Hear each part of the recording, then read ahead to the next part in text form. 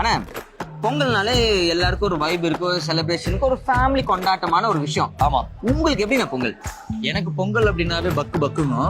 பக்கு ஏன்னா அதாவது கல்யாணம் பண்றதுக்கு முன்னாடி ஓகே, கல்யாணம் பண்ணதுக்கு அப்புறம் நார்மல் டேஸ்ல வீட்ல ஏதாவது ட்ரெஸ் எடுத்து கொடுப்பாங்க, பொங்கல் செலவு அவங்க பாத்துப்பாங்கன்னு தோணும். கல்யாணத்துக்கு அப்புறமா ஒரு நாள் ஃபங்க்ஷனே தாங்காது வீடு. நடுந்தா முடியல சார், முடியல. பேங்க் பேலன்ஸ் எல்லாம் காலி ஆயிட்டு இருக்கு. 3 நாள் பேங்க் பேலன்ஸும் காலி, பேங்க் பேலன்ஸும் காலி.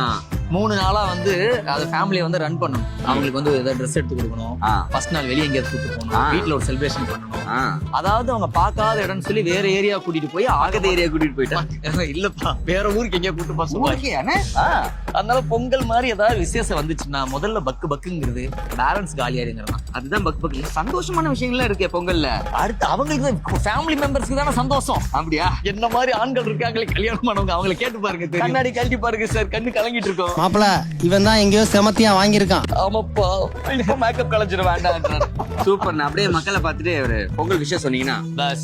எனிவே என்ன மாதிரி கல்யாணமானவங்க எல்லாருமே எவ்வளவுதான் கஷ்டப்பட்டு சரி காசு அதாவது நினைச்சாலும் வீட்டுல இருக்கிறவங்களோட ஃபேஸ் எல்லாம் பார்க்கும்போது, அவங்கள சந்தோஷத்துல பார்க்கும்போது அந்த கஷ்டமெல்லாம் அப்படியே காத்தா பறந்து போயிடும். அதனால ஹாப்பியா இருக்கிறவங்க எல்லாத்துக்கும் இனிய பொங்கல் தின வாழ்த்துக்கள். ஜாலியா இருங்க, ஹாப்பியா இருங்க. ஓகேவா? ஓகேண்ணா, சூப்பர்ண்ணா, வைப்ண்ணா, நன்றிண்ணா, சூப்பர்ண்ணா.